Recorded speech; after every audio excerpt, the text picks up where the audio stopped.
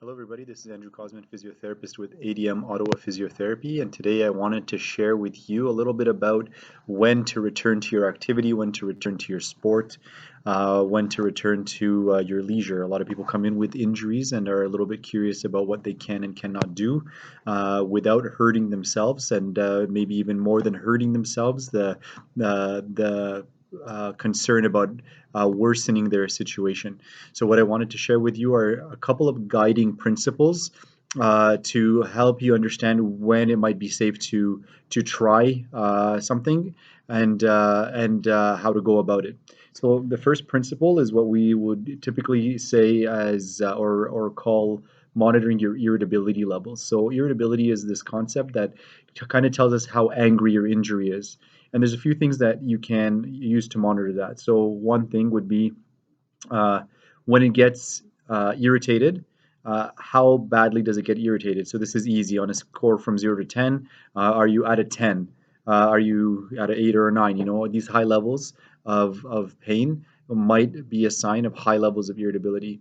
Another thing that can give you a signal about being really irritable would be if it didn't really take too much to elicit your pain. So if you're doing the most innocent of activities and it produces quite a significant amount of pain, then that is another sign that you might be rather irritable. And thirdly, you might consider how long you stay aggravated for. So depending on how long you're aggravated for, it might give you an indication about if you're getting worse, if you're getting better, and certainly how irritable it might be. On that note, it's not necessarily a sign not to do something again, but it might be something that you use as a little bit of a guide to see how sore you are the second time around and how long it lasts for. So if the second time around it's not as bad, then maybe the body just needs a little bit of getting used to it.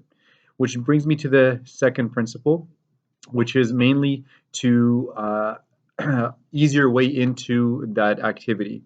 I'm not saying that everybody should go into their activity all the time, so it obviously requires a certain amount of guidance and knowledge and consultation.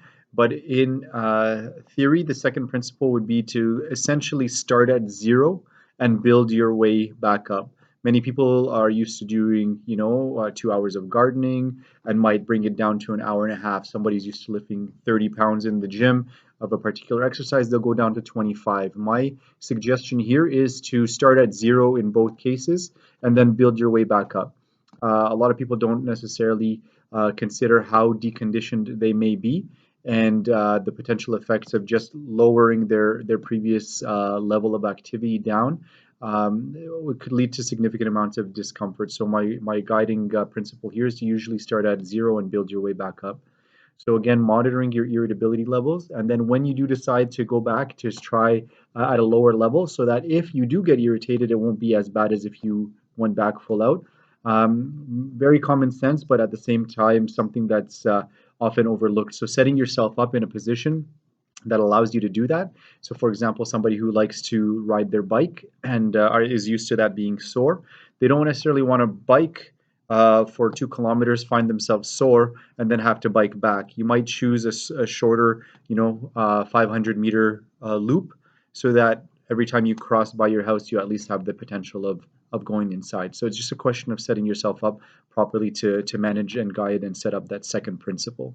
As always, if you have any questions or comments, feel free to reach out at 613-820-8765 or send me an email if you're receiving this video by email. Until next time, take care.